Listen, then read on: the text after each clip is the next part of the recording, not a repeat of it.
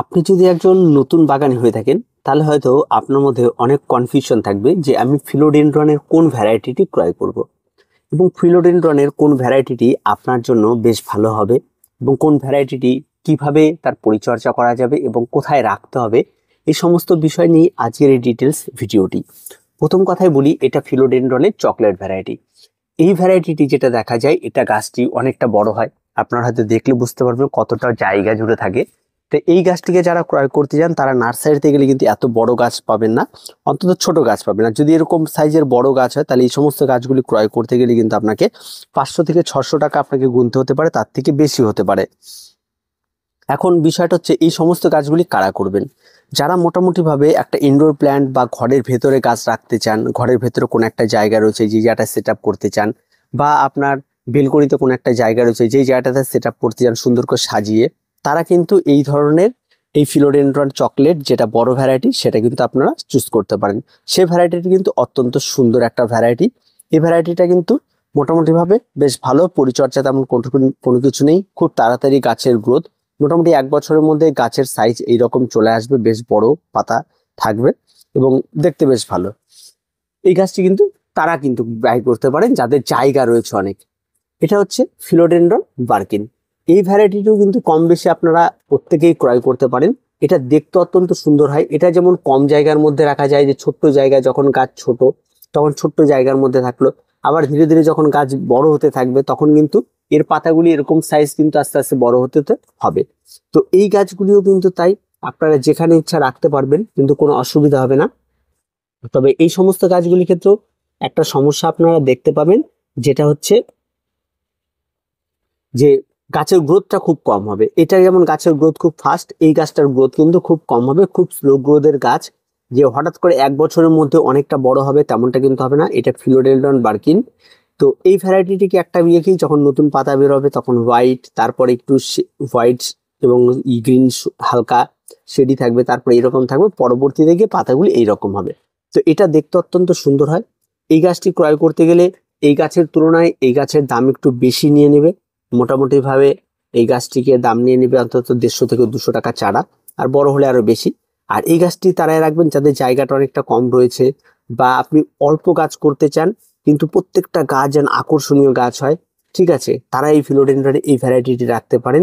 আর যারা নর্মাল বাগানি তারা এই ধরনের ভ্যারাইটিগুলি রাখতে পারেন, কোনো অসুবিধা নেই।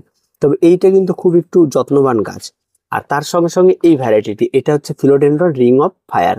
এই ভ্যারাইটিটি কিন্তু অনেকে রাখছে, বর্তমানে দেখা যাচ্ছে। এটারও কিন্তু পাতাটি যেটুকু দেখছেন এটাও আস্তে আস্তে আস্তে আস্তে বড় হতে থাকবে, পাতার গ্রোথ আরো বাড়বে, পাতার সাইজ বাড়বে, গোড়াটা আস্তে আস্তে মোটা হবে। এটা কি হবে, আস্তে আস্তে আস্তে আস্তে উপরের দিকে উঠতে থাকবে, লতানো টাইপের এখান থেকে উঠতে থাকবে। তো এটা মোটামুটি একটা যারা কর্নার বেসিস গাছ রয়েছে, মানে একদম কর্নারের মধ্যে একটা স্টিক লাগিয়ে দিলেন, উপরের দিকে উঠতে থাকলো, এই ধরনের স্টিক লাগিয়ে এই গাছটিকে আপনারা রাখতে পারেন। আর এই গাছেও কিন্তু দাম একটু বেশি নেবে, এই গাছটির কিন্তু একটু দাম বেশি পড়বে, আর কিন্তু গাছ কিন্তু অত্যন্ত সুন্দর হবে। এই গাছটিও কিন্তু বেশ ভালো। গাছটি কিন্তু সাধারণত প্রত্যেকে করতে পারবেন, তেমন কোনো কঠিন কোনো কিছু নেই। যেখানে সেখানে আপনি রেখে এটা করতে পারবেন। এটা ঘরের ভেতরেও রাখা যাবে, মোটামুটি বেলকনিতে রাখা যাবে, ঠিক আছে।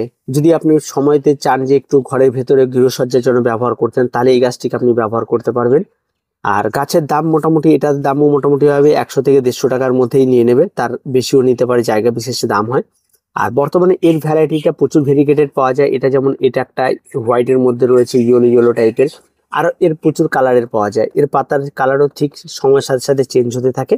এটা অ্যাভারেজ আপনারা এটাও কিন্তু পেয়ে যাবেন সব জায়গাতেই, মোটামুটি কোনো অসুবিধা হবে না।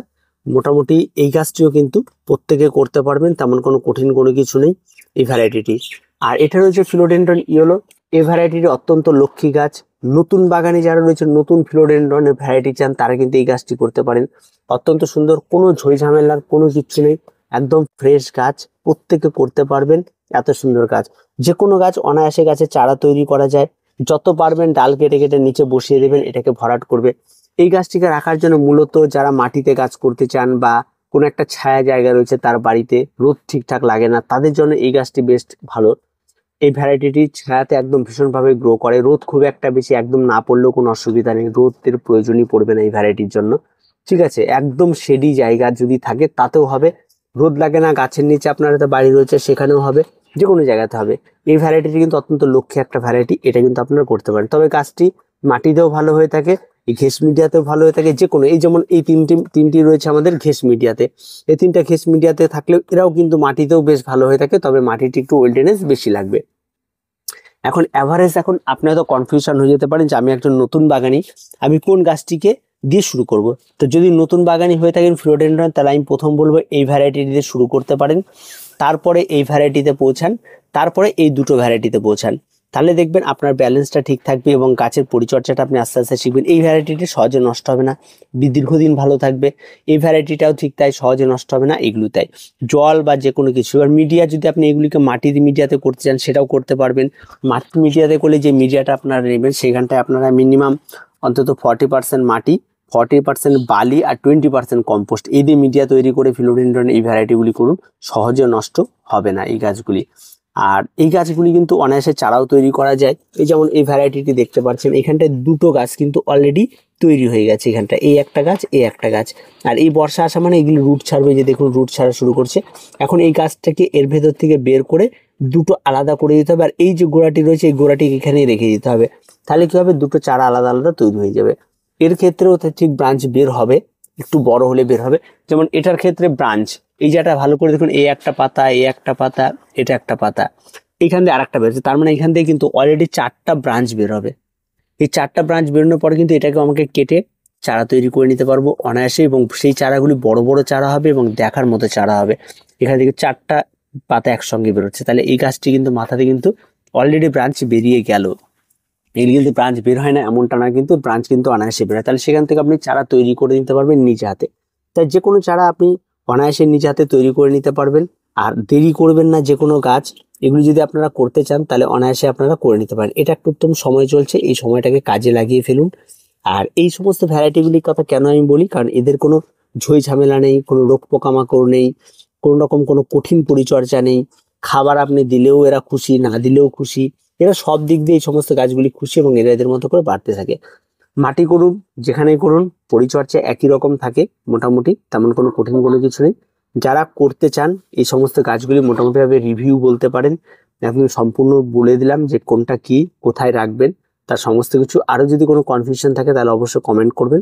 তো আজকে এ পর্যন্ত, দেখা হচ্ছে পরবর্তী ভিডিওতে। প্রত্যেকে ভালো থাকবেন, প্রত্যেকে সুস্থ থাকবেন, আর চ্যানেলটিকে অবশ্যই সাবস্ক্রাইব করে রাখবেন।